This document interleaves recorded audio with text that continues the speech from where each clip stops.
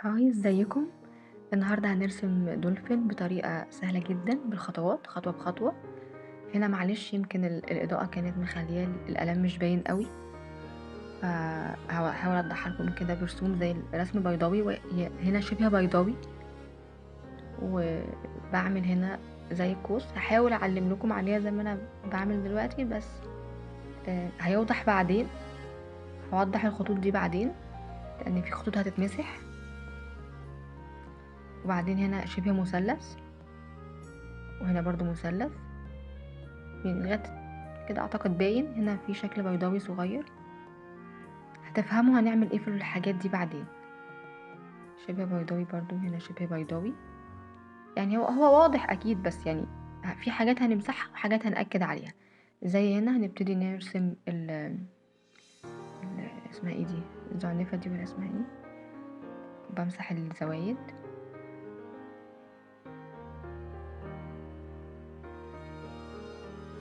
في خطوط بأكد عليها وبمسح الباقي. ومعلش مسرعة الفيديو عشان بس ما يبقاش وقته طويل، عشان عايزاكم تشوفوه لغاية الآخر، لكن ما فوتش ولا خطوة تقريبا. انا بس مسرعة حاجات وقطعت حاجات ملهاش لازمة. يمكن هنا الكاميرا ما كانتش مبينة قوي ايدي، او ايدي مش مبينة قوي التصوير، لكن ما عملتش حاجة جديدة يعني، بس رسمت الخط اللي هيروح لغاية العين. لغاية العين لو الكلام مش واضح انا اسف. بمسح الزيادة. كده كده واضح اعتقد. بأكد على الخطوط تاني، وهعمل الوان باستل. اخترت الوان باستل، لو مش متاحة ممكن الوان شمع عادي او خشب، مش مشكلة، نفس النوعية. انا مختاره الوان بمزاج يعني، فانا هبدا بالفاتح. اخترت رصاصي. طبعا هغمق وهوضح بعدين، هتشوفوا ده خطوه بخطوه، سهل جدا يعني. حطيت درجات فاتحه وبعدين برضو لبني فاتح، وهبتدي اسيح بقطنه مثلا، او انا استخدمت قطانه او منديل، اي حاجه.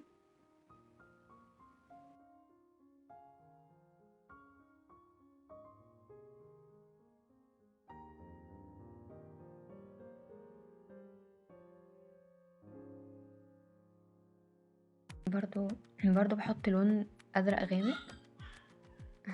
ابني اللي عامل دوشه ده، معلش.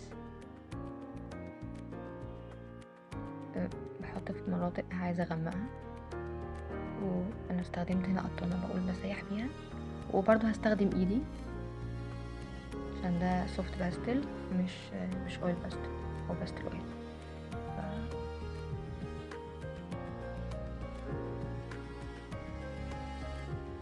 انا مسرعه الفيديو فيا ريت يعني، او اتمنى ان يكون واضح. هو سهل يعني، سهل خالص خطوه بخطوه. انا مش شايله اي خطوه زي ما انا قلت. تحت الفيديو هحط لكم في الديسكريبشن بوكس كمان لينك اكونت الفيس ولينك انستجرام. لو حابين تجربوا معايا الحاجات دي وتبعتولي صورها، هكون مبسوطة. هعرضها على القناة. كان في حد اقترحت عليا الفكرة ديت وعجبتني، وقالت لي انا عجبني الفيديو اللي فات وعايزة انفذ اللي هو الديكور بتاع الحائط، وقالت لي هصوره وابعتهولك.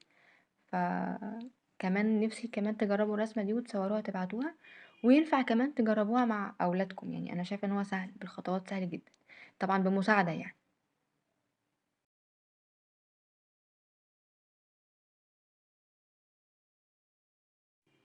طبعا ما زلت بزود غوامق وبسيحها، عشان كل ما بتزود الغوامق بتظهر الرسمة اكتر.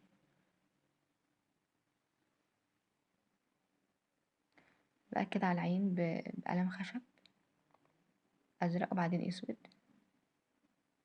يعني شوية تفاصيل كده بس بالخطوط رفيعة بس بالاسود، مش مكترة يعني خشب.